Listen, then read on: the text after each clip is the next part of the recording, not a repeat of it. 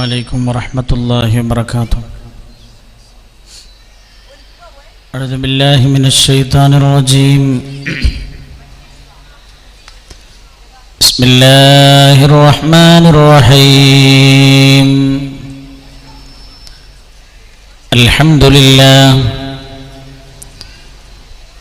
لله نحمده ونستعينه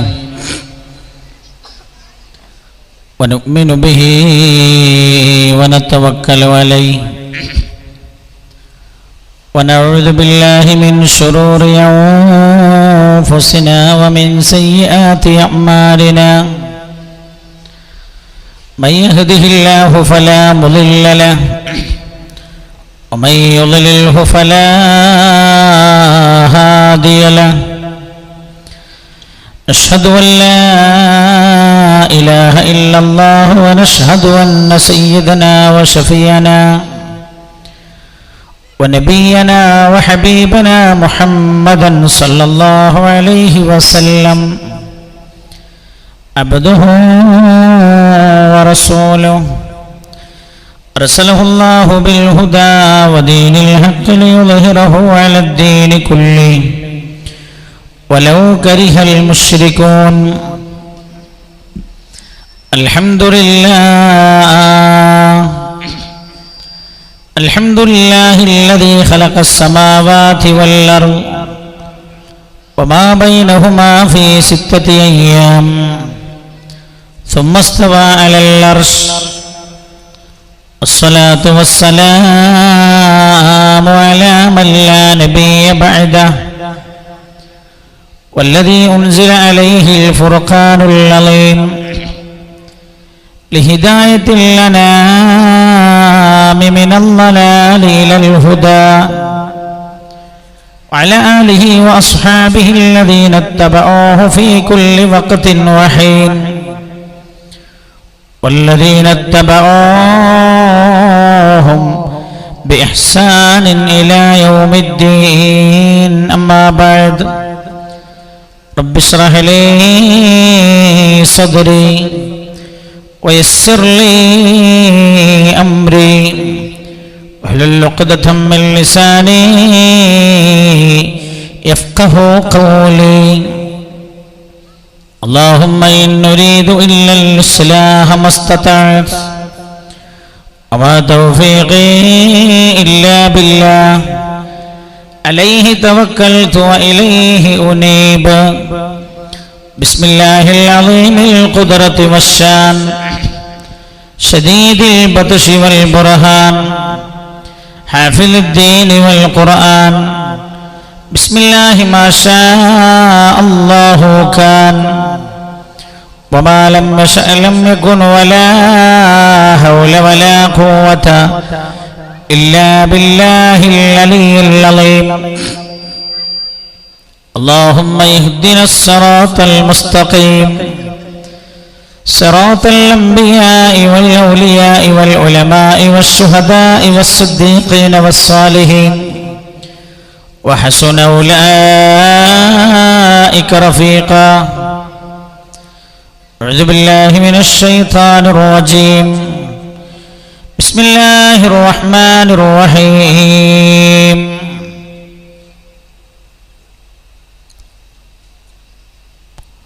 ولنبلونكم بشيء من الخوف والجوع ونقص من الأموال والأنفس والثمرات وبشر الصابرين الذين إذا أصابتهم مصيبة قالوا إنا لله وإنا إليه راجعون. أولئك عليهم صلوات من ربهم ورحمة أولئك هم المفلحون.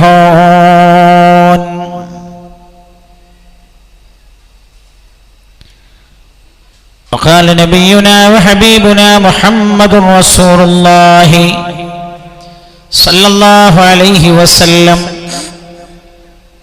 لا إله إلا الله تمنع العباد من سخط الله ما لم يؤثروا صفقة دنياهم ولا صفقة دينهم فإن آثروا صفقة دنياهم ولا صفقة دينهم ثم قالوا لا إله إلا الله رد عليهم وقال الله كذبتم أو كما قال حبيبي صلى الله عليه وسلم سربر سرزانو بيا طائر فرخ بيا ورمردن دولت عسى الأيام أن يرجعن قوما كالذي كانوا صلى الله على محمد وسلم صلى الله على محمد صلى الله عليه وسلم اللهم صل على محمد يا ربي صل عليه وسلم. ഏറ്റവും സ്നേഹാദരവുകൾ നിറഞ്ഞ വേദിയുടെ അധ്യക്ഷൻ, ഞാനേറെ സ്നേഹിക്കുകയും ചെയ്യുന്ന ആദരണീയരായ ഉസ്മാൻ ഹാജി അവറുകളെ,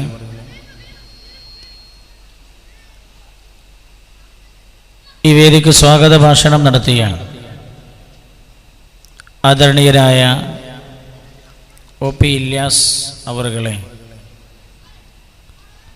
വേദിയിൽ ഉപവിട്ടരായ ദുആക്ക് നേതൃത്വം നൽകിയ ആദരണീയരായ ഉസ്താദ് അവറുകളെ,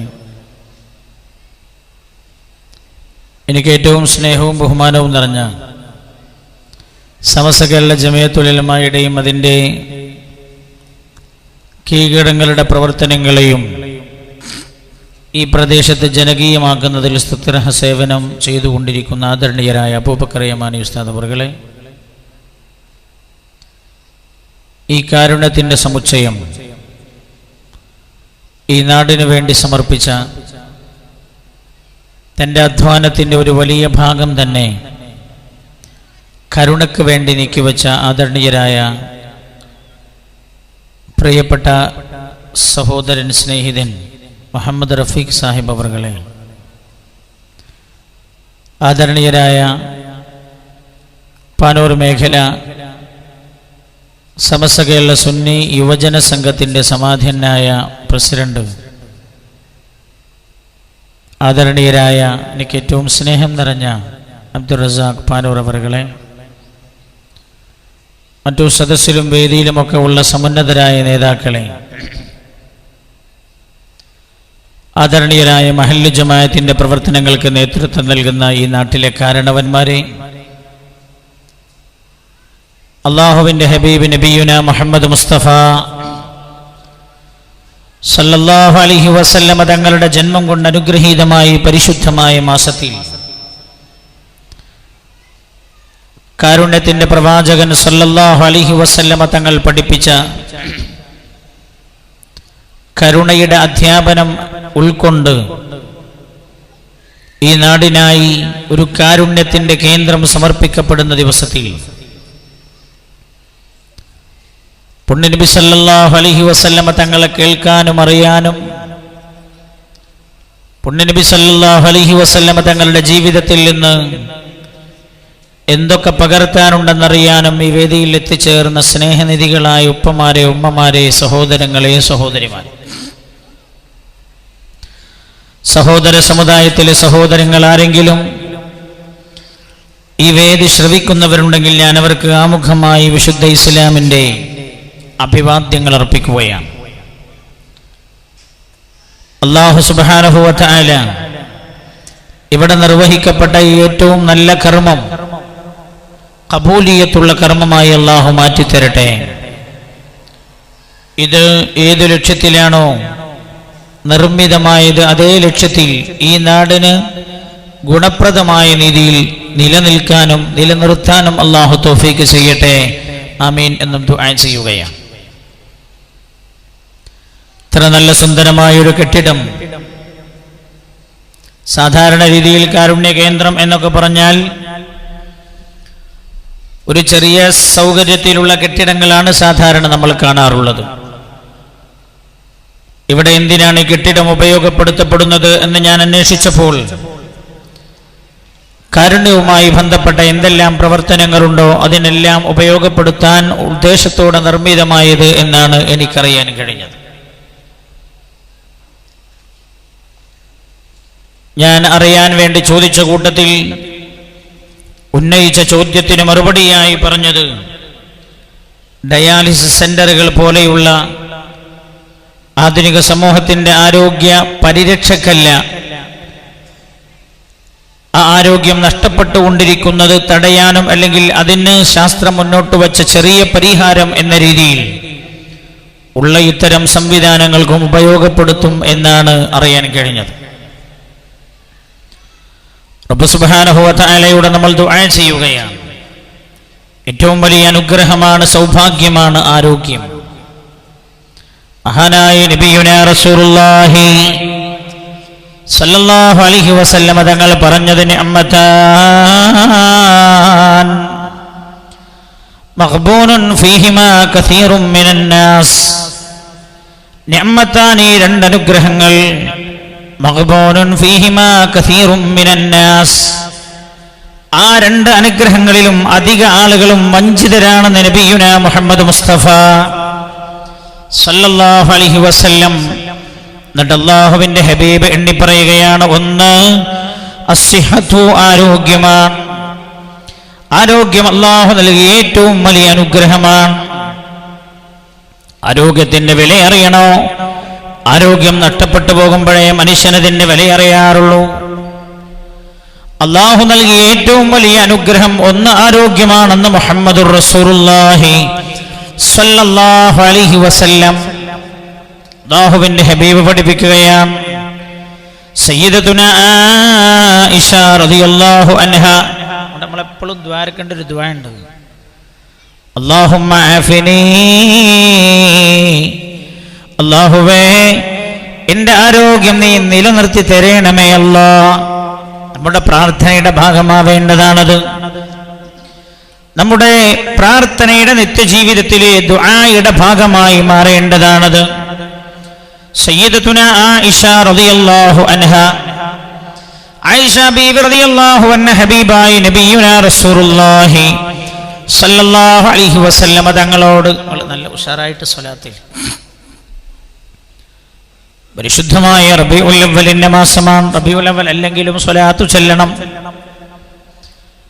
റബീഉൽ അവ്വൽ അല്ലാഹുവിന്റെ ഹബീബിനോട് കൂടുതൽ കൂടുതൽ അടുക്കാൻ ഓരോ വർഷവും നമുക്ക് പ്രതിജ്ഞ ചെയ്യാൻ പറ്റാവുന്ന മാസമാണിത്, അല്ലേ? റബീഉൽ അവ്വലിന് പ്രത്യേകത ഒന്നും ഇല്ല എന്ന് പറഞ്ഞ ആളുകൾ ഇപ്പൊ പറയാണ്, അവരിപ്പോ പറയണല്ല, റബീഉൽ അവ്വലിന് ചില പ്രത്യേകതയൊക്കെ ഉണ്ട്. അല്ലാഹുവിന്റെ ഹബീബിനെ കുറിച്ച് പറയാനുള്ള മാസമായി റബീഉൽ അവ്വൽ തെരഞ്ഞെടുക്കാമെന്ന് സൗദിയിൽ നിന്ന് രാജകൊട്ടാരത്തിലെ ശബ്ദം ആധുനിക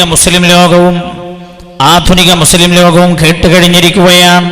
അങ്ങനെ ഒരു ഘട്ടത്തിലാണ് റസൂലുള്ളാഹിന്റെ ജന്മത്തിന് സാക്ഷിയായ മാസത്തിന് പ്രത്യേകത ഉണ്ട്, ഇല്ലാതെ ഒന്നുമില്ല.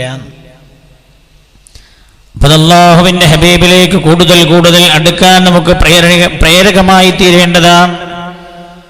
അല്ലാഹു സുബ്ഹാനഹു വ തആല നമുക്ക് തൗഫീഖ് ചെയ്യട്ടെ. സയ്യിദത്തുനാ ആയിഷ റളിയല്ലാഹു അൻഹയോട് റളിയല്ലാഹു അൻഹ ഹബീബായ നബിയുനാ മുഹമ്മദ് മുസ്തഫ സല്ലല്ലാഹു അലൈഹി വസല്ലം തങ്ങളോട് ചോദിച്ചു, അല്ലാഹുവിന്റെ ഹബീബേ, ലൈലത്തുൽ ഖദറിന്റെ രാവ് ഇന്നതാണ് എന്നെനിക്ക് മനസ്സിലായാൽ ആ രാവിൽ ഞാൻ അല്ലാഹുവിനോട് ദുആ ചെയ്യേണ്ടത് എന്താണ്? ശ്രദ്ധിക്കണം, ദുആ വളരെ പ്രധാനപ്പെട്ട ഒരു സംഗതിയാണ്. ആ ദുആക്ക് പറ്റുന്ന ഒരുപാട് രാവുകളും പകലുകളുമുണ്ട്. ഒരു വർഷത്തിൽ 354 ദിവസങ്ങളിൽ, ശരിയാണോ? ആണോ? ആണ്. ഒരു വർഷത്തിലെ 354 ദിവസങ്ങളിൽ 365 എന്ന് പറഞ്ഞ് അത് സൂര്യസഞ്ചാര പ്രകാരമുള്ള വർഷമാണ്. ഒരു വർഷത്തെ 354 ദിവസങ്ങളിൽ ഒരു രാവുണ്ട്. ആ രാവ് ദുആക്ക് ഏറ്റവും നല്ല രാവാണെന്ന് നബിയുനാ റസൂലുള്ളാഹി സല്ലല്ലാഹു അലൈഹി വസല്ലം. ഒരുപാട് പ്രത്യേകത ഉണ്ട് രാവിലെ. ഒന്നത് റമദാനിലാന്നുള്ളതാണ്. റമദാൻ ദുആക്ക് പറ്റുന്ന ഏറ്റവും നല്ല മാസമാണെന്ന് ഖുർആൻ തന്നെ പറഞ്ഞിട്ടുണ്ട്. എന്തുകൊണ്ട്? റമദാനെ കുറിച്ച് പറയുന്നതിന്റെ ഇടക്കാണ് അള്ളാഹു ദുആയെ കുറിച്ചുള്ള ആയത്ത് കൊണ്ടുപോയി തിരികെ വെച്ചത്. അതൊരു ഭയങ്കര രസമാണ്. റമദാനെ കുറിച്ച് പറഞ്ഞതിന്റെ ഇടക്കാണ് ദുആ എന്ന് അള്ളാഹു പറഞ്ഞത്. വഇദാ സഅലക ഇബാദി അന്നി ഫഇന്നി ഖരീബ് ഉജീബു ദഅവതദ് ദാഇ ഇദാ ദഅൻ ഫലസ്തജീബൂ ലി വൽയുഅ്മിനൂ ബി ലഅല്ലഹും യർഷുദൂൻ. ദുആക്ക് പറ്റുന്ന ഏറ്റവും നല്ല മാസമാണ് റമദാൻ എന്ന് അള്ളാഹു സൂചിപ്പിച്ചത്. റമദാനെ കുറിച്ച് കൊണ്ടിരിക്കുന്നതിന്റെ ഇടക്ക് ദുആയെ കുറിച്ചുള്ള ആയത്ത് തിരികെ കയറ്റിയാണ് അള്ളാഹു റമദാനിൽ ദുആയുടെ പ്രാധാന്യത്തെ കുറിച്ച് പറഞ്ഞത്. അപ്പൊ റമദാനിലെ എല്ലാ രാവുകളും ദുആക്ക് പറ്റുന്ന രാവാണ്.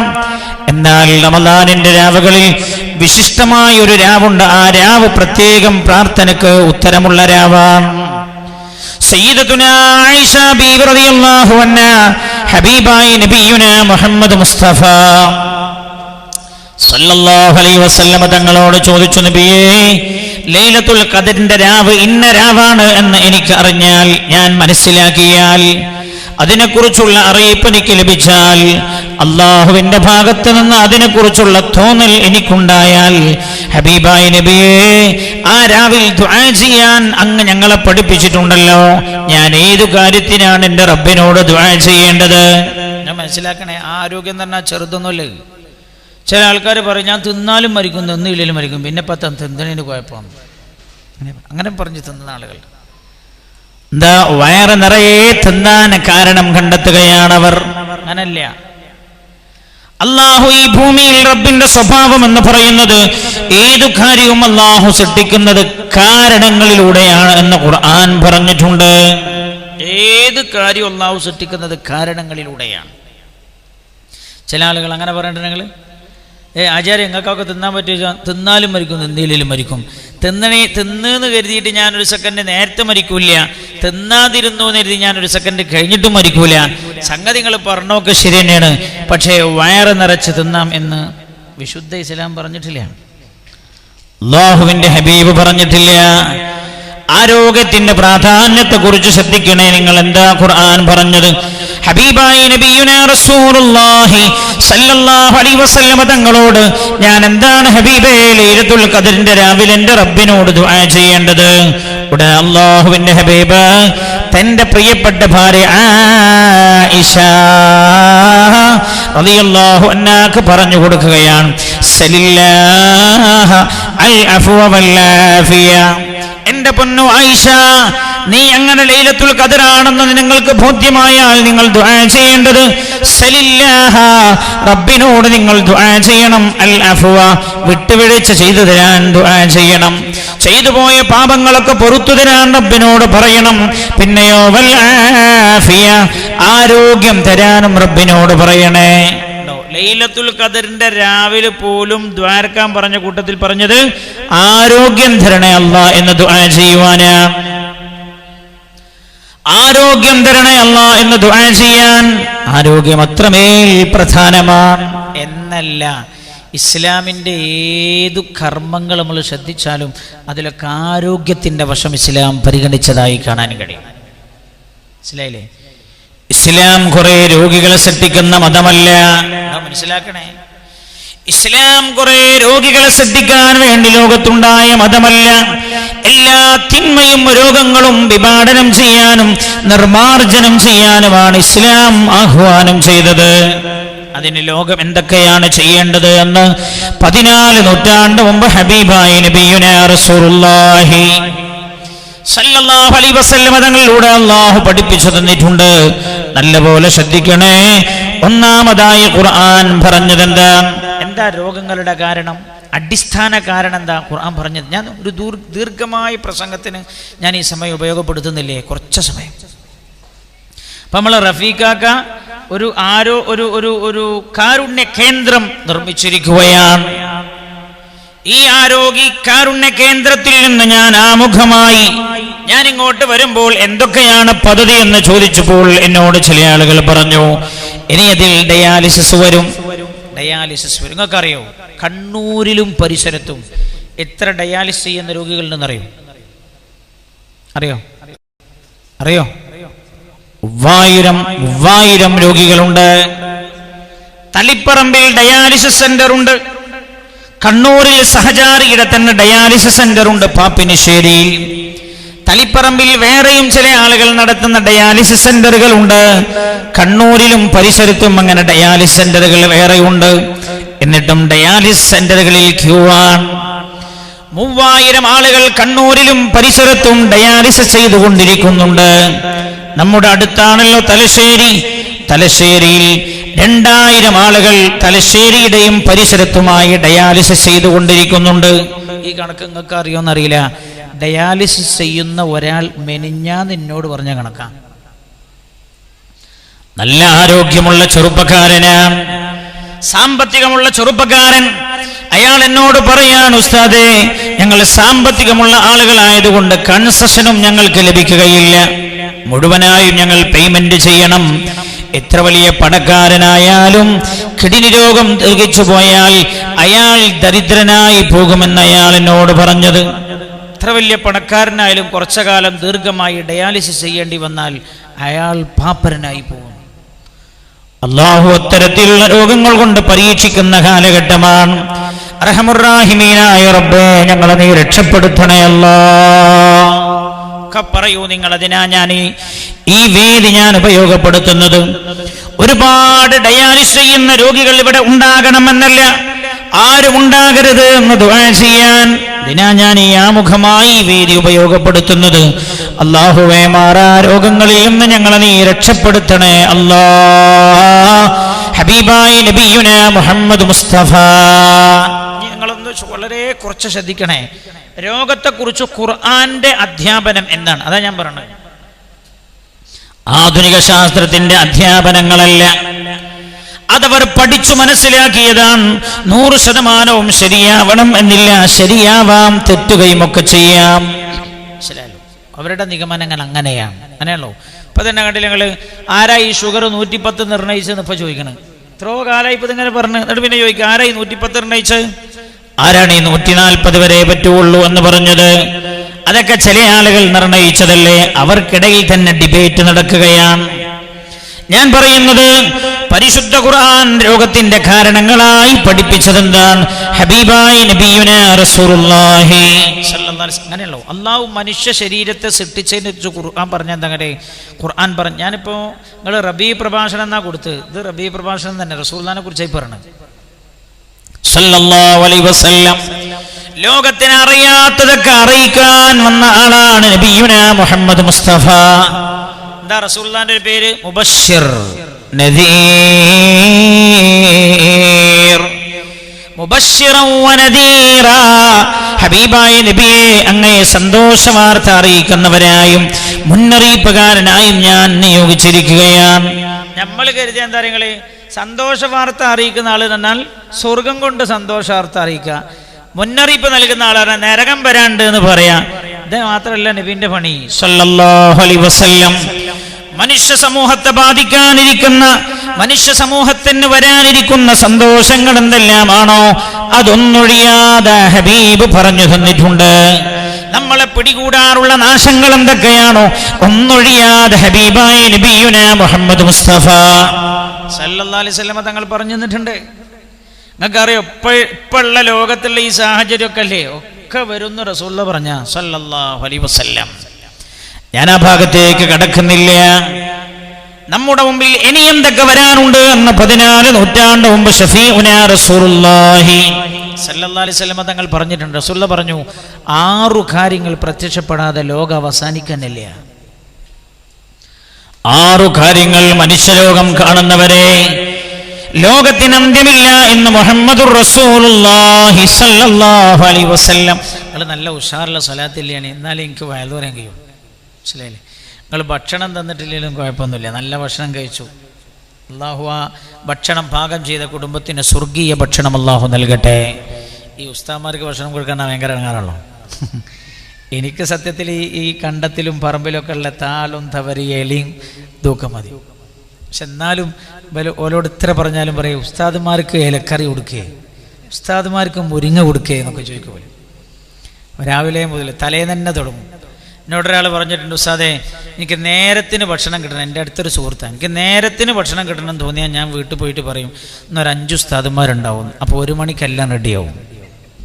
അല്ലെങ്കിൽ 3 മണിക്കോ 4 മണിക്കോ 4:30 ഓല കൂളിയും തിരിയും അനയൊക്കെ കഴിഞ്ഞിട്ട് നമുക്ക് കിട്ടുക. അപ്പം അതൊരു ഒരു ഒരു ഒരു ഒരു മനസ്സ് നിറഞ്ഞുണ്ടാക്കുന്നതാണ്. അല്ലാഹു സുബ്ഹാനഹു വ തആല ഓൽക്കും നമ്മൾ ദ്വാരം കൂട്ടത്തില്ലെങ്കിൽ നമ്മൾ നന്ദികേട് കാണിച്ചവരാണ്. അള്ളാഹുവിനെ നന്ദി ചെയ്യണം, ജനങ്ങളോട് നിങ്ങൾ നന്ദി ചെയ്യണം എന്ന് പഠിപ്പിച്ച മതമാണ്. അള്ളാഹു അവർക്ക് നീ സ്വർഗീയമായ ഭക്ഷണം നൽകണേ. ഒന്നും തരണമെന്നില്ല, നല്ല സ്വലാത്തില്ല മതി. അള്ളാഹു ഖബൂൽ ചെയ്യട്ടെ. 6 കാര്യത്തിൽ റസൂലുള്ളാഹി പറഞ്ഞ ഒന്നെന്താ അറിയോ? എന്റെ ഉമ്മത്തിന് പിടികൂടാനിരിക്കുന്ന ഒരു നാശം കടന്നു വരുന്നുണ്ട്. ലോകത്തുള്ള എല്ലാ മുസ്ലിമിന്റെയും വീട്ടിലേക്ക് ആ നാശം കടന്നു കയറിയല്ലാതെ ലോകത്തിന് അന്ത്യമില്ലെന്ന് മുഹമ്മദ് മുസ്തഫ നബിയുനാ റസൂലുള്ളാഹി പറഞ്ഞിട്ടുണ്ട്. എല്ലാം വിവരിച്ചു തന്നിട്ടുണ്ട്. ഇന്ത്യ രാജ്യമടക്കം ലോകത്തുള്ള എല്ലാ രാജ്യങ്ങളിലും മുസൽമാന് വരാനിരിക്കുന്ന അവസ്ഥയുണ്ട് എന്ന് 16 നൂറ്റാണ്ട് മുമ്പ് പറഞ്ഞു പോയതാണ്. നബി പിന്നൊരിക്കൽ പറഞ്ഞു. സ്വഹാബ ഹുദൈഫ റളിയല്ലാഹു അൻഹു ഉദ്ധരിക്കുന്ന ഒരു ഹദീസ് ഉണ്ട്. റസൂലുള്ളാഹി സാധാരണ വഅദ് പറയൽ 20 മിനിറ്റാണ്. അല്ലാഹുവിന്റെ ഹബീബിന്റെ അധിക വഅദുകളും 20 മിനിറ്റേ ഉണ്ടാവാറുള്ളൂ. എന്നാൽ ഹുദൈഫ റളിയല്ലാഹു അൻഹു പറയാൻ അല്ലാഹുവിന്റെ ഹബീബ് അസാധാരണമായ ഒരു വഅദ് പറഞ്ഞു. ഒരു ദിവസം സുബഹി നിസ്കാരം കഴിഞ്ഞ് തുടങ്ങിയ വഅദാണ്. ഉച്ചവരെ വഅദ് തന്നെ. ഉച്ചക്ക് ളുഹറിന്റെ സമയമായപ്പോൾ വഅദ് നിർത്തി. നിസ്കാരം കഴിഞ്ഞ് വീണ്ടും വഅദ് തുടരുകയാണ്. അസ്ർ വരെ വഅദ് തന്നെ. അസാധാരണമായ വഅദാണെന്ന് പറഞ്ഞത് ഹുദൈഫ റളിയല്ലാഹു അൻഹു പറയാ, ആ വഅദ് കേട്ട് ഞങ്ങൾ പേടിച്ചു വിറച്ചുപോയി. അസ്റിന്റെ സമയമായപ്പോൾ വഅദ് നിർത്തി. നിസ്കാരം നിർവഹിച്ചു കഴിഞ്ഞ് പിന്നെയും വഅദ് തന്നെ. അസ്തമയം വരെ വഅദ് തന്നെ. അന്ന് മഗ്രിബ് നമസ്കാരം കഴിഞ്ഞ് വീണ്ടും തുടർന്നു. ഇശാ വരെയാണ് അല്ലാഹുവിന്റെ ഹബീബ് വഅദ് പറഞ്ഞത്. ഹുദൈഫ റളിയല്ലാഹു അൻഹു പറയാൻ, ആ വഅദിൽ അല്ലാഹുവിന്റെ ഹബീബ് ലോകം തുടങ്ങിയത് മുതൽ ഇനി അവസാനിക്കുന്നത് വരെയുള്ള എല്ലാ കാര്യങ്ങളും അല്ലാഹുവിന്റെ ഹബീബ് എടുത്തു പറഞ്ഞു. ലോകാവസാനം വരെ വരാനുള്ള ഒരു കാര്യവും അല്ലാഹുവിന്റെ ഹബീബ് പറയാതെ വിട്ടുകളഞ്ഞില്ല എന്ന് സയ്യിദുനാ ഹുദൈഫ റളിയല്ലാഹു അൻഹു ഉദ്ധരിക്കുന്നുണ്ട്. അല്ലാഹുവിന്റെ ഹബീബ് സഹാബികളോട് പറഞ്ഞത്രേ, സ്വഹാബ നിങ്ങൾക്കൊരു കാലം വരാനുണ്ട്, അറബികളുടെ മുഴുവൻ വീടുകളെയും നാശം പിടിപെടാനിരിക്കുകയാണ്. അറബികളുടെ മുഴുവൻ വീടുകളെയും. നമ്മൾ പറയണ്ടല്ലോ ദുബായ് പോലെ നല്ലത്, ദുബായിൽ കുറച്ച് പ്രശ്നങ്ങളൊന്നുമില്ല, വരാൻ പോവാ. അറബികളുടെ മുഴുവൻ വീടുകളെയും അത് കടന്നു കയറിയില്ലാതെ ആ നാശം നിലക്കുകയില്ലെന്ന് മുഹമ്മദുർ റസൂലുള്ളാഹി. ചൊല്ലിയാണ് സ്വലാത്ത്. നിങ്ങൾ കണ്ടില്ലേ സിറിയയിൽ നടക്കുന്നത്? എന്താ ഇറാഖിന്റെ മണ്ണിൽ നടക്കുന്നത്? ലിബിയയുടെ മണ്ണിൽ നടക്കുന്നത് എന്താ? ഞാൻ പറയുന്നത്, ഇനി ലോകത്തെവിടെയെല്ലാം മുസ്ലിങ്ങൾ ജീവിക്കുന്നുണ്ടോ കടുത്ത പരീക്ഷണമാണ് അവർക്ക് വരാൻ പോകുന്നത്. ഇനി സുഖമുള്ള കാലാന്ന് ആരും വിചാരിക്കണ്ട. കടുത്ത പരീക്ഷണങ്ങളാണ് അവരെ നേരിടാൻ പോകുന്നതെന്ന് മുഹമ്മദ് മുസ്തഫ. ഞാൻ പറഞ്ഞ ഒക്കെ പറഞ്ഞു തന്നിട്ടുണ്ട്. പിന്നെയോ ഞാൻ ആ ഭാഗത്തേക്ക് കടക്കുന്നില്ല. കടന്നാൽ തിരിച്ചു വരാനോ നമ്മൾ ഉദ്ദേശിക്കുന്ന സമയത്ത് അവസാനിപ്പിക്കാനോ കഴിയില്ല. ഹബീബായി നബിയുനാ റസൂലുള്ളാഹി സ്വല്ലല്ലാഹു അലൈഹി വസല്ലമ തങ്ങൾ പറഞ്ഞു, ഒരു കാലം എൻ്റെ സമുദായത്തിന് കടന്നു വരാനുണ്ട്. നമ്മുടെ വിഷയം ഇവിടെ ഉള്ളതുകൊണ്ടാണ് ഞാനത് പറഞ്ഞത്. എന്റെ സമുദായത്തിന്റെ ഒരു കാലം കടന്നു വരാനുണ്ട്. രണ്ടാമത്തെ കാര്യം റസൂലുള്ളാഹി പറയാണ് സല്ലല്ലാഹു അലൈഹി വസല്ലം, യക്സുറുൽ മാൽ, സമ്പത്ത് വർദ്ധിക്കുമെന്ന് മുഹമ്മദ് മുസ്തഫ സല്ലല്ലാഹു അലൈഹി വസല്ലം. എന്തേ? സമ്പത്ത് വർദ്ധിക്കും.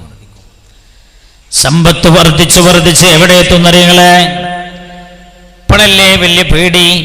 ചൊനേത് മാറ്റാൻ കഴിയൂലല്ലോ, എന്താ ചെയ്യാം? ചില ആൾക്കാർക്ക് പേടിയില്ല. കാരണം എന്താ? ഓൽക്കത് ആവശ്യമില്ലാതെ കട്ടിനോട്ട് വെച്ചതാ. ഞങ്ങളുടെ നാട്ടിൽ ഒരു സ്ഥലത്ത് വെച്ചാണ് ഒരു ചാക്കിൽ നിന്ന് 45 ലക്ഷം ഉറുപ്പിക കിട്ടിയത്. ഒരു ചാക്കിന്ന് 45 ലക്ഷം ഉറുപ്പിക. നിങ്ങൾ കണ്ടോ, 13,861 കോടി ഉറുപ്പിക വെളിപ്പെടുത്തിയിട്ട് ആള് മുങ്ങിയെന്ന്. ഒരു മനുഷ്യന്റെ കയ്യിലുള്ള പൈസ ഫുള്ളായിട്ടില്ലേ? 13,861 കോടി. ഞാൻ അങ്ങനെ വിചാരിച്ചു, പഠിച്ചോനെ അതിന് 1 കോടി അമ്മ കിട്ടിയെങ്കിൽ ആ സ്ഥാപനത്തിന്റെ പ്രശ്നങ്ങളൊക്കെ കുറച്ച് പരിഹരിക്കായിരുന്നു. പരക്കം പോയ കണ്ടിട്ടില്ലേ? ഒരു മനുഷ്യന്റെ കയ്യിലുള്ള പൈസ. അതോ അറിയപ്പെടാത്ത ഒരു ധനികന്റെ കയ്യിൽ. നിങ്ങൾ കേട്ടോ എന്നറിയില്ല, ബോംബെയിൽ വലിയൊരു ധനികനെ കുറിച്ച് എന്നോട് പറഞ്ഞു. ആളുടെ പേര് പറയുന്നില്ല. എനിക്ക് ഇതിന് അന്വേഷണം വരണമെന്ന് എഴുതിയിട്ടാണ്. ബോംബെയിൽ അയാൾ പറഞ്ഞത്, അയാൾ ചെയ്തുകൊണ്ടിരിക്കുന്നത് അടുത്ത ഡിസംബർ 31 വരെ തന്റെ കയ്യിലുള്ള പണം കൊണ്ട് ഓരോ ദിവസവും 1 കോടിക്കാണ് അരിയും കോഴിമുട്ടയും പച്ചക്കറിയും വിതരണം ചെയ്യുന്നത്. നിങ്ങൾ ആലോചിച്ചാൽ 2 മാസം വെച്ചാൽ 2 മാസം ഓരോ ദിവസവും 1 കോടി പാവങ്ങൾക്ക് കൊടുക്കുകയാണ്. എന്നാലും ഞാനത് നഷ്ടപ്പെടുത്തുകയില്ല. പാവങ്ങൾക്ക് കൊടുക്കുകയാണ് അരിയും കോഴിമുട്ടയും പച്ചക്കറിയും വിതരണം ചെയ്തുകൊണ്ടിരിക്കുന്നത്.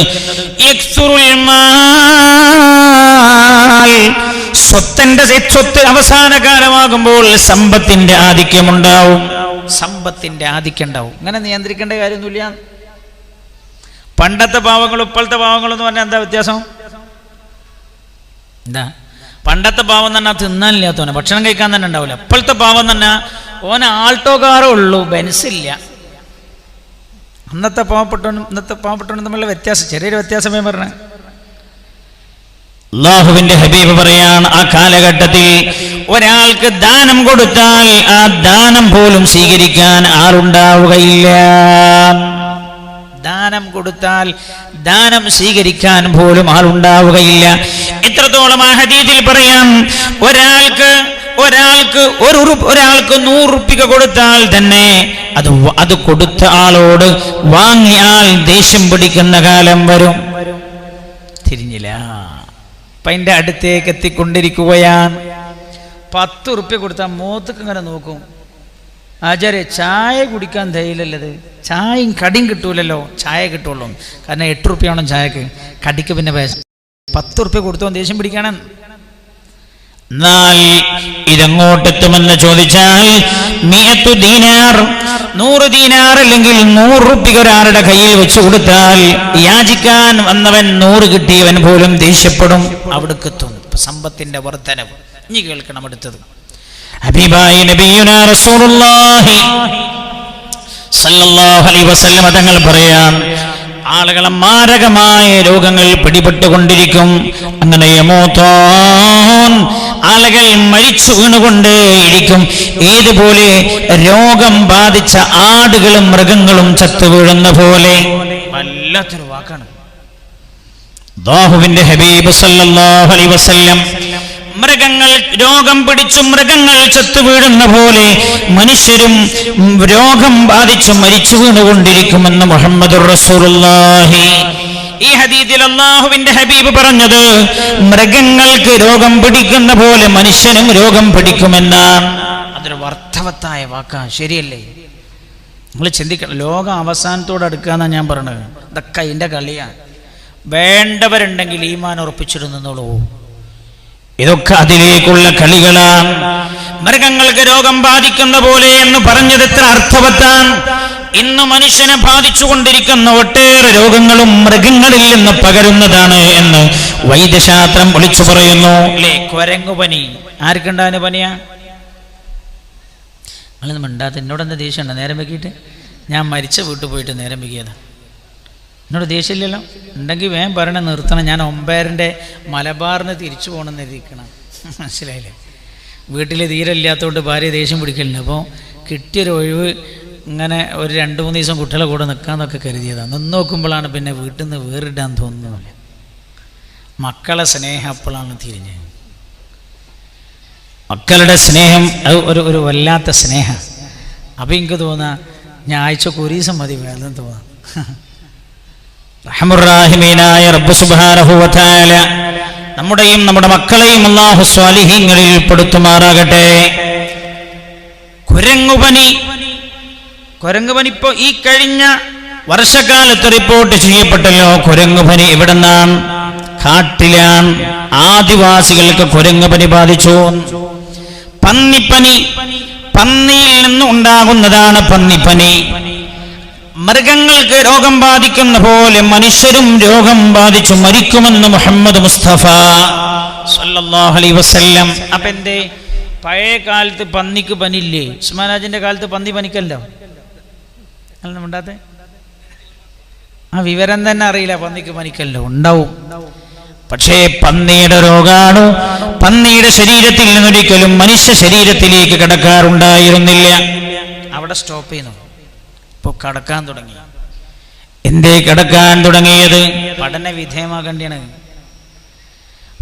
വിധേയമാക്കേണ്ടതാണ്. നമ്മൾ എങ്ങനെ പരിശുദ്ധ ഖുർആനിന്റെയും ഹദീസിന്റെയും വെളിച്ചത്തിലൂടെ പഠന വിധേയമാക്കേണ്ടതാണ്. കോഴിക്കോട് നിന്ന് പണ്ടൊരു ഡോക്ടർ പ്രസംഗിച്ചത് ഞാൻ കേട്ടു. അയാൾ വയനാട് ജില്ലയിലേക്ക് നിയോഗിക്കപ്പെട്ട ആദ്യത്തെ ഡോക്ടറുമാണ്. റിട്ടയർഡ് അയാൾ പറഞ്ഞത് പണ്ടും പന്നിക്ക് പഴയ കാലത്തും പനിക്കലൊക്കെ ഉണ്ട്. പക്ഷെ പന്നിന്റെ രോഗാണു മനുഷ്യന്റെ ശരീരത്തേക്ക് കയറാറില്ല. കാരണം അന്നൊക്കെ പന്നിയും മനുഷ്യനെന്നു. പക്ഷെ ഇന്ന് മനുഷ്യൻ പന്നിയായപ്പോ രോഗാണു മനുഷ്യന്റെ ശരീരത്തിലേക്ക് കയറിയതാണ്. മൂപ്പര നാടൻ ഭാഷയിൽ പറഞ്ഞതാണ്. വളരെ ശരിയാണ്. കാരണം ഈ രോഗാണുക്കൾക്കൊന്നും തെറ്റൂലല്ലോ. ഓൾക്ക് ശരിക്കും തിരിയും ഇത് മനുഷ്യനാണ് ഇത് പന്നിയാണ്. പക്ഷെ മനുഷ്യൻ തന്നെ പന്നിയായപ്പോൾ ഓൾക്ക് തോന്നി ഇത് പന്നിയാണെന്ന്. അതുകൊണ്ട് കയറണം. തന്റെ ഏറ്റവും സ്വതസിദ്ധമായ ശൈലിയിൽ ഒരു മലബാറുകാരൻ പറഞ്ഞതാണത്. ഡോക്ടർ വയനാട് ജില്ലയിലേക്ക് ആദ്യമായി നിയോഗിക്കപ്പെട്ട ഒരു ഡോക്ടറായിരുന്നു അയാൾ. അയാൾ തന്നെ കുറിച്ച് തന്നെ വിശേഷിപ്പിച്ചതും ഞാൻ ഓർക്കുകയാണ്. പന്നിപ്പനി ഈ അടുത്തല്ലേ 2-3 മാസങ്ങൾക്ക് മുമ്പാണല്ലോ കൊല്ലം ജില്ലയിലും ആലപ്പുഴയിലും പരിസര പ്രദേശത്തും 10,000-കണക്കിന് താറാവുകളെ കൊന്നൊടുക്കിയത്. എന്താ പറഞ്ഞേ? താറാവിന് പനി വന്നിട്ടുണ്ട്, അവിടെ മനുഷ്യന്മാർക്ക് പകരാൻ സാധ്യത ഉണ്ടെന്ന് പറഞ്ഞിട്ട് ഇതാ 2-3 മാസം മുമ്പ് 1000-കണക്കിന് താറാവുകളെ കൊന്നിട്ട് കരിച്ചു കൂട്ടിയതും നമ്മൾ കണ്ടതാണ്. അള്ളാന്റെ ഹബീബ് പറയാണ് സല്ലല്ലാഹു അലൈഹി വസല്ലം, അങ്ങനെയുള്ള ഒരു കാലം വരുന്നുണ്ട്, ആ കാലം നിങ്ങൾ ശ്രദ്ധിക്കണേ എന്ന് പുണ്യനബി സല്ലല്ലാഹു അലൈഹി വസല്ലം. അല്ലാഹു റബ്ബുൽ ഇസ്സത്ത് മുത്തനബിയോടുള്ള മഹബ്ബത്ത് അല്ലാഹു വർദ്ധിപ്പിച്ചു തരട്ടെ. എന്താ ഇതിനൊക്കെ കാരണം?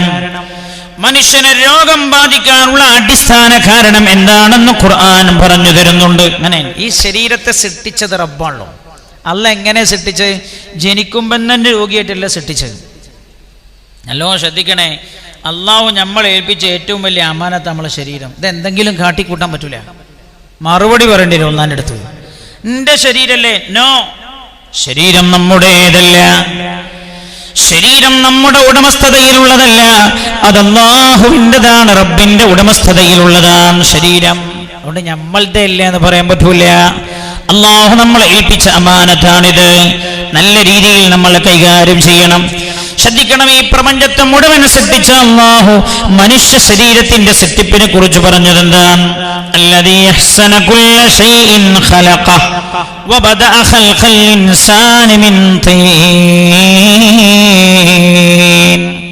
അല്ലദീ അഹ്സന കുല്ല ശൈഇൻ ഖലഖഹ, ഈ പ്രപഞ്ചത്തിലുള്ള എല്ലാ വസ്തുക്കളുടെയും സൃഷ്ടിപ്പ് അല്ലാഹു അഹ്സന, നന്നാക്കിയിരിക്കുകയാണ്. അപ്പൊ കേടായിട്ടല്ല അല്ലാഹു സൃഷ്ടിച്ചത്. നല്ലോണം ശ്രദ്ധിക്കണേ.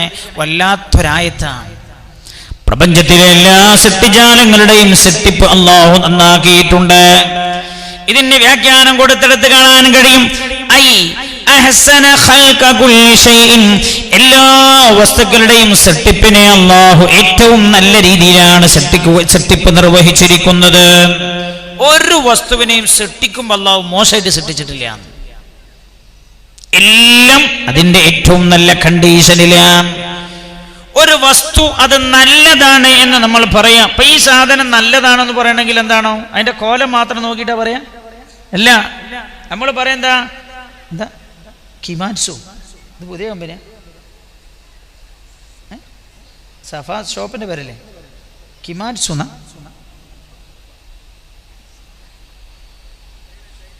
ചൈനൻ്റെ അപ്പം നിങ്ങൾ തന്നെ പറഞ്ഞു ചൈനൻ്റെ ആണ്, കാണാനേ ഉഷാറുണ്ടാവുള്ളൂ, ഉള്ളു പോക്കാണ്. ആ അർത്ഥത്തിൽ ഞങ്ങൾ ചിരിക്കണം. അതന്നെ ഞാൻ പറഞ്ഞു. അന്നപ്പം ഈ പറഞ്ഞിട്ടുണ്ട്. നേരെ മറിച്ച് ഒരു ചൈനയുടെ ഒരു ജപ്പാന്റെ സാധനമാണെങ്കിൽ നമ്മൾ പറയും പുറത്തേക്ക് കാണാൻ വലിയ ഉഷാറില്ലാന്ന് നോക്കണ്ട, അതിൻ്റെ ഉള്ളിൽ ഉപയോഗിച്ചിരുന്ന മെറ്റീരിയൽസ് ഒക്കെ നല്ല കണ്ടീഷനായിരിക്കും.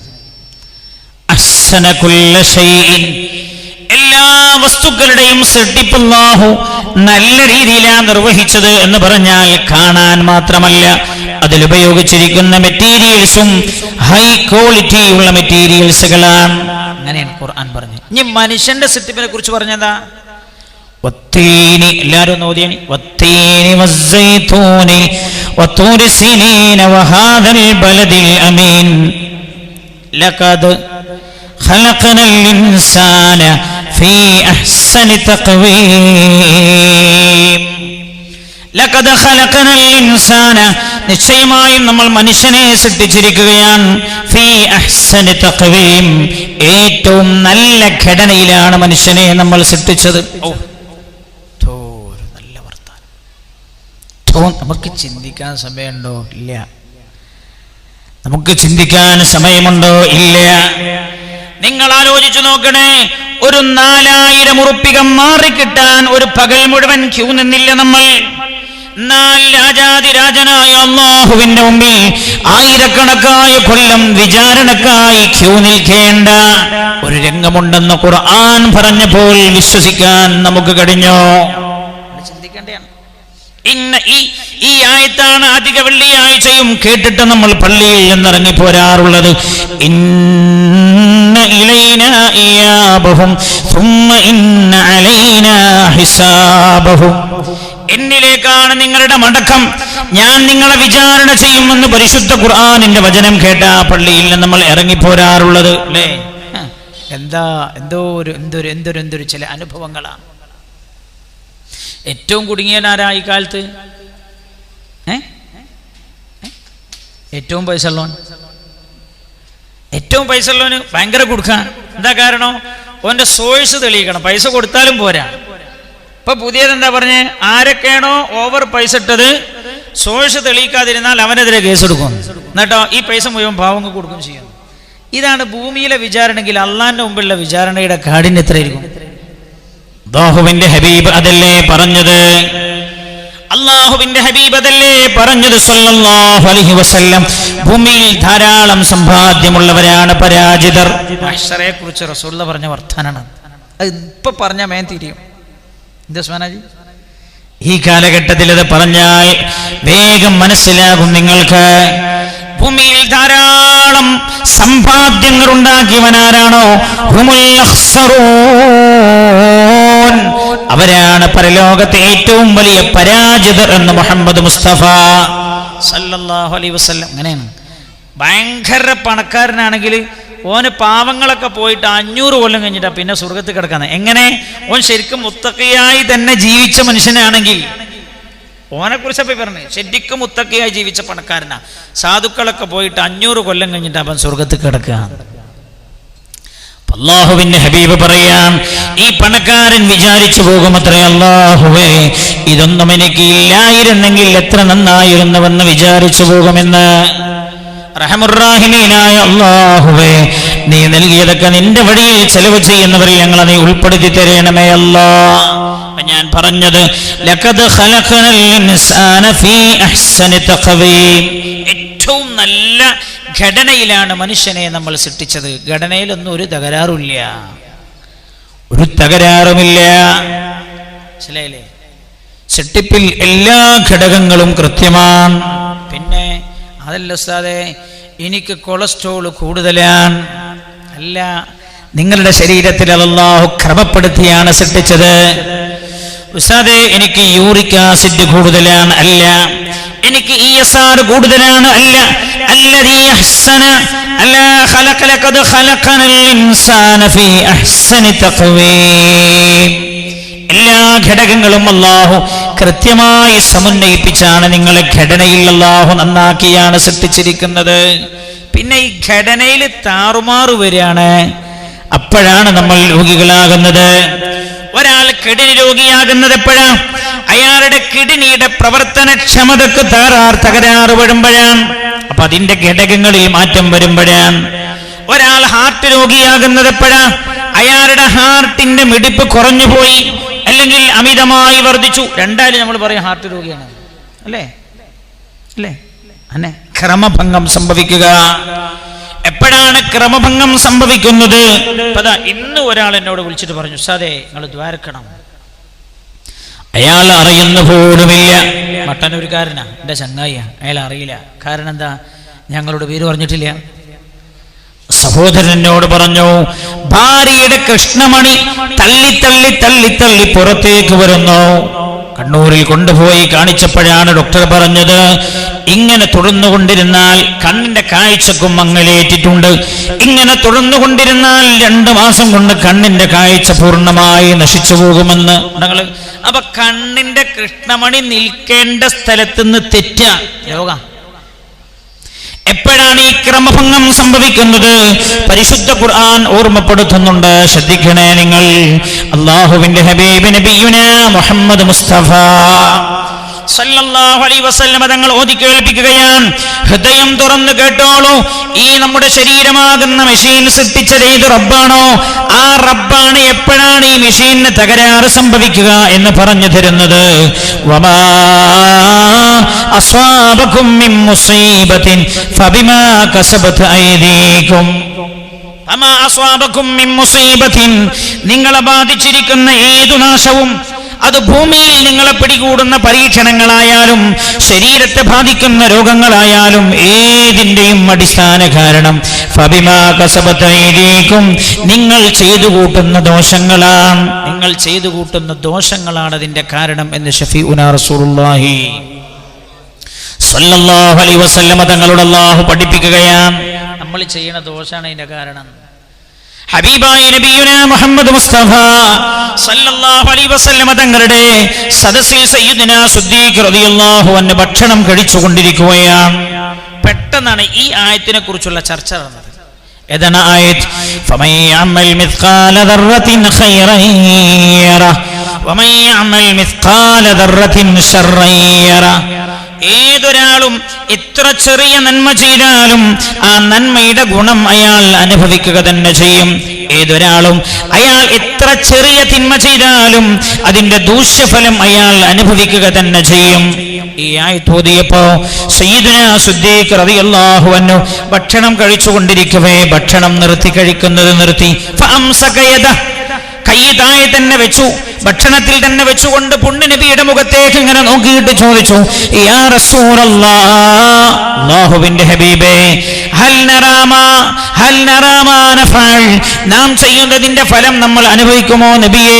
അല്ലാഹുവിന്റെ ഹബീബ് അപ്പോൾ പറഞ്ഞു, സിദ്ദീഖ് തങ്ങളെ, ജീവിതത്തിൽ നിങ്ങൾ ഒരുപാട് വെറുക്കുന്ന, നിങ്ങൾക്ക് ഇഷ്ടമില്ലാത്ത ഒരുപാട് കാര്യങ്ങൾ നിങ്ങളുടെ ജീവിതത്തിൽ ഉണ്ടാകാറില്ലേ? ഉണ്ട് യാ റസൂലല്ലാഹ്. അല്ലാഹുവിന്റെ ഹബീബ് പറഞ്ഞു കൊടുത്തു, അത് നിങ്ങൾ ചെയ്യുന്ന നിങ്ങൾ ചെയ്യുന്ന ചെറിയ ചെറിയ തെറ്റുകളാണ് സിദ്ദീഖ് തങ്ങളെ ആ ടെൻഷനുകളുടെ കാരണം എന്ന് മുഹമ്മദ് മുസ്തഫ അല്ലാഹുവിന്റെ ഹബീബ് പറഞ്ഞു കൊടുക്കുകയാണ് സല്ലല്ലാഹു അലൈഹി വസല്ലം. ദോഷാണ് നമ്മൾ ചെയ്യുന്ന പാപങ്ങളാണ് അല്ലേ? നിങ്ങൾ ആലോചിക്കുക, ഇത്ര പണ്ടത്തെ സംവിധാനം ഉണ്ടോ? ഒന്ന് ഉണ്ടോ?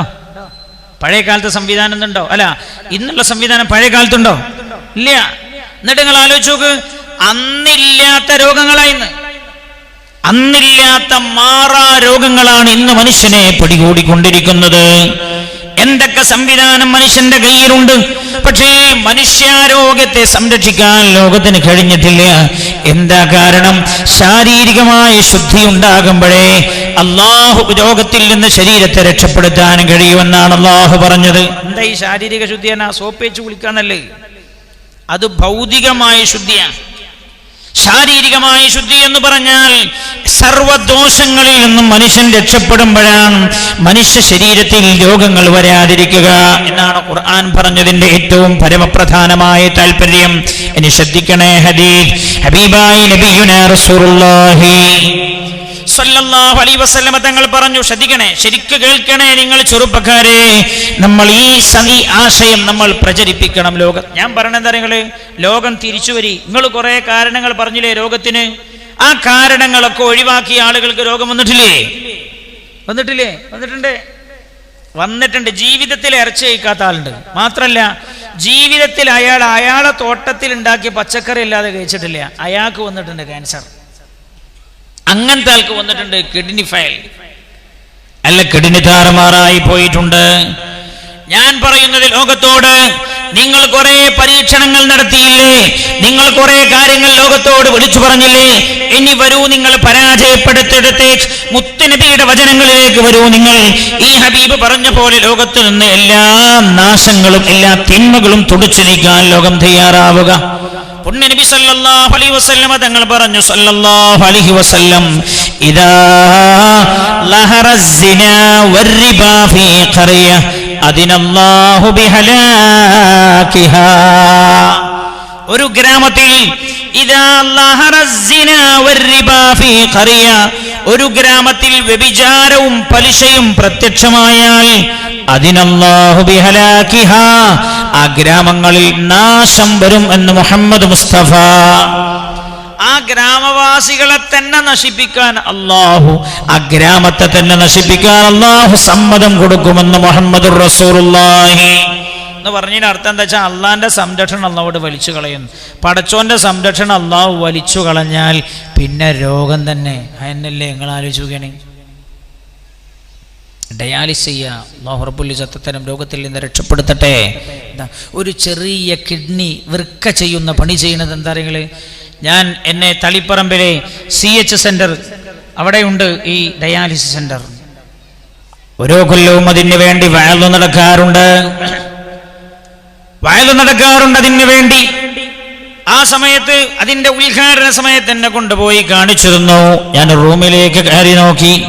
ഒരു അള്ളാഹു തന്നൊരു ചെറിയ കിഡ്നിയുടെ പണി ചെയ്യാൻ മനുഷ്യൻ ആ പണി ചെയ്യാൻ വേണ്ടി എത്ര വലിയ മെഷീനാണ് മനുഷ്യൻ ആവശ്യമായി വന്നത്. അള്ളാഹ് തന്നെ ചെറിയൊരു കിഡ്നിയുടെ പണിയെടുക്കാൻ വലിയ മെഷീൻ, വലിയ റൂമുകളിൽ സംവിധാനം ചെയ്ത മെഷീൻ.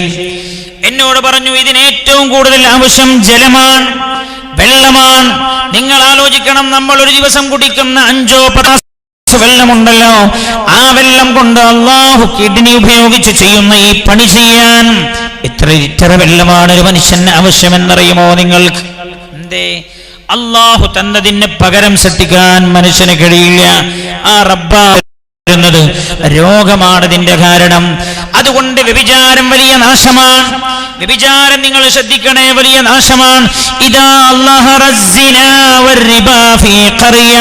വ്യഭിചാരവും പലിശയും വ്യാപകമാകുന്നത് രോഗങ്ങൾ വർദ്ധിക്കാൻ കാരണമാകുമെന്ന് റസൂലുള്ളാഹി സ്വല്ലല്ലാഹു അലൈഹി വസല്ലം. ഞങ്ങൾ പലിശ ഇപ്പൊ ഈ പ്രതിസന്ധി ചെയ്ത നിങ്ങൾ ഓലി കരുതുന്നത് വലിയ അനുഗ്രഹമാണ്. എന്നോട് പറഞ്ഞു ചില ആളുകൾ, അതെ ഭയങ്കര അനുഗ്രഹം, അങ്ങനെ മോഡി സാർക്ക് തോന്നിയത് നന്നായി എന്നാണ്. ഞാൻ ചോദിച്ചെന്താ? എന്നോട് പറഞ്ഞു, എത്ര പൈസ ഇപ്പം നമ്മൾ ഉണ്ടാക്കുന്നത്, ഭൂമി കച്ചവടം ചെയ്താൽ പോലും കിട്ടാത്ത പൈസയാണ്. കാരണം പുതിയ പൈസ 80,000, പഴയ പൈസ 1,00,000 പലിശയാണ്. പഴയ പൈസ 1,00,000 വാങ്ങിയിട്ട് പുതിയ പൈസ 80,000 കൊടുക്കുക. നീ ചെയ്തത് ഏറ്റവും വലിയ പലിശയുടെ ഏർപ്പാടാണ്. പണമാണ്, ഒരേ പലിശയാണ്. ഒരേ ഇനത്തിൽപ്പെട്ട വസ്തു അതേ ഇനത്തിൽപ്പെട്ട വസ്തുവിന് വിൽപ്പന നടത്തുമ്പോൾ സമമാകണം എന്ന് പുണ്യനബി സല്ലല്ലാഹു അലൈഹി വസല്ലം. സലാത്തല്ലേ പുണ്യനബി സല്ലല്ലാഹു അലൈഹി വസല്ലം. അല്ലെങ്കിൽ പലിശ എന്നാ. അപ്പൊ 1,00,000 ഉറുപ്പ്യനെ 80,000 ഉറുപ്പ്യക്ക് വിൽക്കാൻ പറ്റൂല. 1,00,000 ഉറുപ്പ്യനെ 1,00,000 വിൽക്കാൻ പാടുള്ളൂ, അല്ലാത്ത പലിശയാണ്. ഇനി അടുത്തതെന്താ? എല്ലാരും ബാങ്കായിട്ട് ഇടപെടുത്താൻ പോവാ. മുഴുവൻ ആളുകളും. എന്നോട് ഒരാൾ പറഞ്ഞു, ഉസ്താദേ നിങ്ങളും പോയി നിൽക്കേണ്ടി വരും ബാങ്കിന്റെ മുമ്പിൽ ക്യൂ. എൻ്റെ ഭാര്യനോട് ഞാൻ പറഞ്ഞു, എനിക്ക് അക്കൗണ്ട് ഇല്ല. എൻ്റെ ഭാര്യയ്ക്ക് എൻ്റെ അക്കൗണ്ട് തുടങ്ങിയത്, എനിക്ക് ഈ മറ്റേ ബാങ്കിലൊന്നും അക്കൗണ്ട് ഇല്ല. അപ്പോൾ എൻ്റെ ഭാര്യയ്ക്ക് ഗ്യാസ് കിട്ടണമെങ്കിൽ ഇത് വേണമെന്ന് ഒരു നിയമം വന്നില്ലേ, അപ്പോൾ അക്കൗണ്ട് തുടങ്ങി. അതിൽ ഈ ഗ്യാസിന് പൈസ കൊടുത്തിട്ട് പിന്നെ ബാക്കി വരുന്ന എന്തോ സബ്സിഡി ഉണ്ട്, അതാണ് അതിൽ വരില്ല. എത്രയുണ്ട് നോക്കിയിട്ടില്ല. ഞാൻ അവളോട് പറഞ്ഞു, ജി 10,36,000 ഉറുപ്പ്യ ഉണ്ടായിരുന്നു, ഇതൊന്ന് എന്തെങ്കിലും പോയിട്ട്. ഞാൻ വേറൊരാളെ പറഞ്ഞു വെച്ചു. അപ്പം പറഞ്ഞു, ആ ആളിപ്പോൾ നിയമം മാറി തോന്നില്ലേ, ആളെന്നെ വരണം, ഐഡൻറ്റിറ്റിയും പോരാന്ന്. അപ്പം ഞാൻ എൻ്റെ ഭാര്യനോട് ഞാൻ എന്താ ചെയ്യും 36,000 അഞ്ചെന്നെ പോണ്ടിരുന്നാണ് എന്നോട് ഞാൻ ഇപ്പോൾ മാറ്റേണ്ട തൽക്കാലം ഞാൻ പോയിട്ട് മാറ്റേണ്ട അറിയണം. ഏത് ഹജ്ജുമ്മയും ഇനി ബാങ്കുമായി ഇടപെടാൻ കഴിയാത്ത സാഹചര്യം ഇല്ലാതെയാവുകയാണ്. ബാങ്ക് എന്ന് പറഞ്ഞാൽ പലിശ ഇടപാട് നടത്തുന്ന സ്ഥാപനമാണ്. അതാണ് ബാങ്ക്. ശ്രദ്ധിക്കണേ. ഇദാ ളഹറ الزിന വൽറിബാ ഫീ ഖറിയ, ഇന്ത്യ രാജ്യം ഇനിയും മാരകമായ രോഗങ്ങൾ പേറാൻ പോവുകയാണ്. ഇദാ ളഹറ الزിന വൽറിബാ ഫീ ഖറിയ അദിനല്ലാഹു ബിഹലാകിഹാ.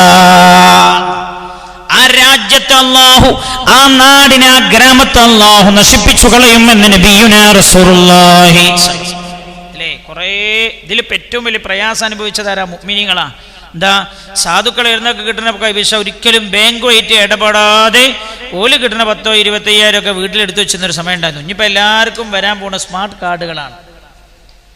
എല്ലാവരുടെ പൈസയും ബാങ്കിക്ക് പോകണം.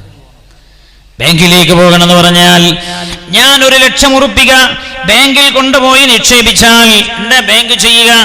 ഞാൻ അങ്ങോട്ട് പോകുന്ന പാടെ അടുത്ത ഒരാൾ വരുന്നുണ്ട്, അയാൾക്ക് മകളെ കല്യാണം കഴിക്കാൻ 2,00,000 ഉറുപ്പിക വായ്പ എടുക്കാൻ പോവുകയാണ്, അയാൾ ലോൺ എടുക്കാൻ. അങ്ങോട്ട് ചെന്നാൽ ഞാൻ അവിടെ നിക്ഷേപിച്ച് 1,00,000 ഉറുപ്പിക എടുത്തിട്ട് ഈ വരുന്ന ആവശ്യക്കാരൻ എടുത്തു കൊടുക്കുകയാണ്. അയാളോട് 14% പലിശ വാങ്ങും. 2,00,000 ഇല്ലാത്തവൻ എങ്ങനെയാണ് പിന്നെ 2,50,000 മടക്കുക? ഇവിടെയാണ് ഇസ്ലാമും ലോകവും തമ്മിൽ വ്യത്യസ്തമാകുന്നത്.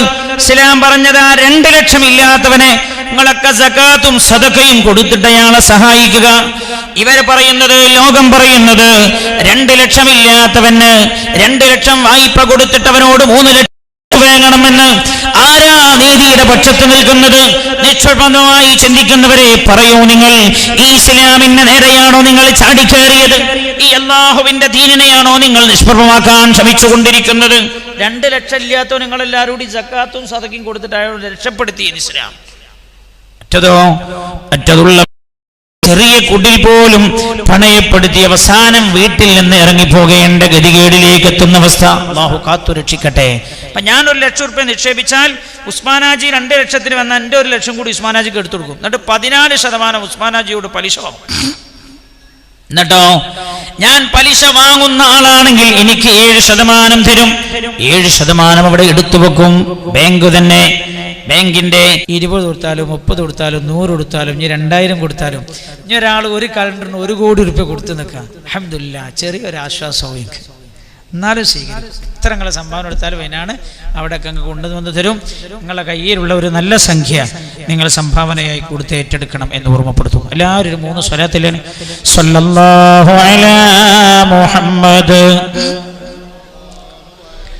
വസല്ലം, സ്വല്ലല്ലാഹു അലാ മുഹമ്മദ്.